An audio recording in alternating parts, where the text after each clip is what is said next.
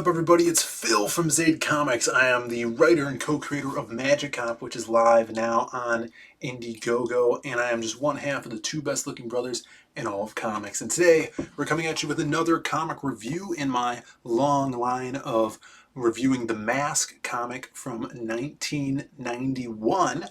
This is the Mask miniseries, the 4-issue series, and we're getting into issue 3 here. So if you guys have not checked the previous videos out, I do go over the Mask, which can be found in this omnibus. It's a beautiful omnibus by Darkhorse, so check that out and go watch those previous videos and get caught up and come back to this one because we gotta dive in right now. So beautiful cover by Doug Mahnke. The Mask, of course, looking like a real badass, taking out all these thugs. And as we dive into this, you know, a direct sequel to that second issue where we found out there was a witness that saw that the big head killer is back. This one kicks off with the reporters talking about, you know, the police have a witness. There has been a bunch of heroin gone missing from the evidence room at the police station, and Kellaway is just trying to get into work. We have this really nice big panel here with a bunch of different characters. Doug is great at setting characters apart from each other. No character looks the same, even though a lot of them are regular humans. All of the main characters you can tell apart, and even from these guys in the background here, these background personalities. They're asking him what happened to the heroin, how did it go missing. We hear that the big head killer is on the loose and he's back, he's not dead like they thought he was. So he goes into work realizing that there's a full investigation going on into him, even though you know, his boss is saying that there's not. And Kellaway, it's not his best day here.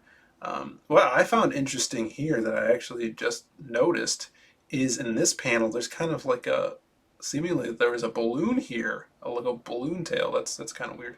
But going on, switching over to the mob and Rapaz, the heroin dealer, talking to a bunch of his thugs, that they kind of have to, they're trying to spin it and pin it on Kellaway, and the Mask, or I should say Kellaway, puts on the mask and decides to go after that witness, kind of to scare him straight.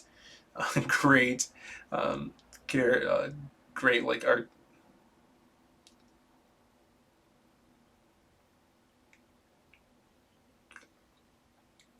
Great motion in this panel as the Mask is climbing up out of the water, throwing fish and sea life everywhere.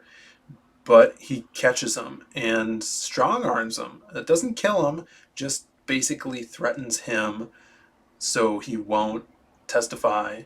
And now that his witness is taken care of, he's going to start cleaning up the city. And we could see throughout this issue specifically that wearing the mask is corrupting his personality. He's becoming very hostile, very violent, and kind of a revenge character, and that's what the mask does to the person that's wearing it throughout the whole series. And that's the main thing of the mask, because it does give you these immense powers, but it's also gonna warp your mind where violence is the goal of the mask. So an awesome splash page, a little montage action. I love when they do this in comics, and Doug is great at it. Focal point in the center with a big, crazy, big head killer, and him just you know, wrecking some thugs, cleaning up the streets, and Kellaway actually using the mask for good as basically a vigilante. His boss saying he got called and informed that the witness is scared half to death and won't talk to anyone, says he's actually leaving town, and he's kind of blaming Kellaway for it. And you know, Kellaway is denying it, says that he got cold feet, and the boss, you know, you can see that his boss doesn't like him and doesn't trust him, and he thinks he's up. So his boss gives him a new task. He actually wants Kellaway to lead the hunt on the big head killer and Kellaway asks him, "Are you crazy? I mean, Big Head has killed, half the precinct at this point."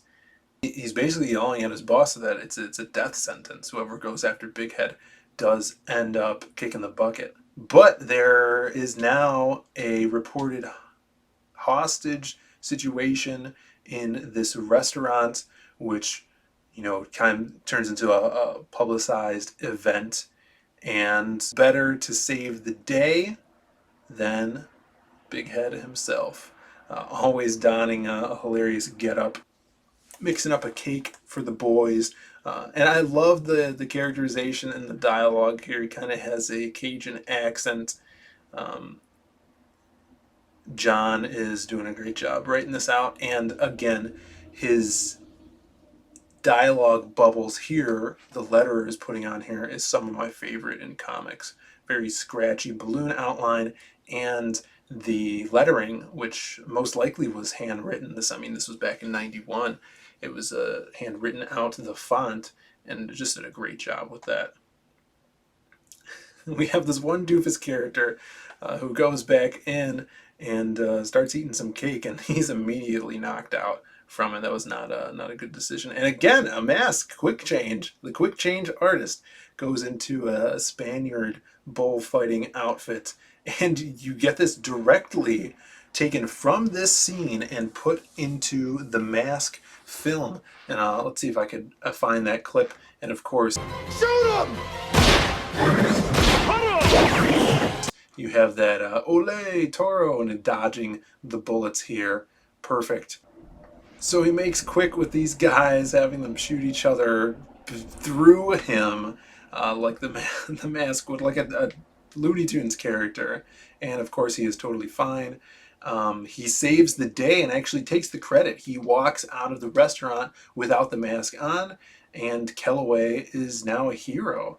But his boss doesn't think so, and basically tells him he's fired. He wants to see his letter of resignation on his desk in the morning. This is a crazy swerve here because he just did something heroic, and his boss fires him for it. Just when you thought things couldn't get worse for Kellaway's day, he finds an irate Kathy, and she says she wants her mask back.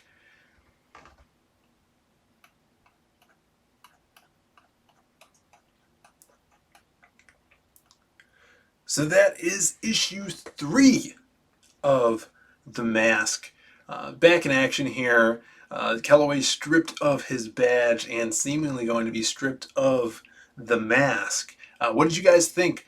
This comic is so much fun. A lot of wackiness, a lot of action, and actually cool characters in this. I love how it jumps around. Now, we've had Kellaway has been wearing the mask in the past 3 issues, and we're going to see if anybody else puts it on. But let me know what you guys think down in the comments below. Like the video, subscribe if you haven't already. We do these mask videos every week. And hit that bell for notifications because we do live streams as well, talking to future indie comic creators and their books that are coming out. I thank you guys, and we will see you next time. Hey guys, have you heard of Magic Cop? This is the comic book that we're making at Zade Comics. It is live right now on Indiegogo. It is that Miami Vice feel mixed with monsters and magic. 88 pages, fully colored graphic novel. And be sure to pick up that ash can that comes with it. It's going to have a bunch of concept art and a 12-page pilot issue. So check it out. We're fully funded. That means if you back it, you're definitely going to get this book. And we're heading on for the stretch goals. So help us out to get there. Thanks, everybody.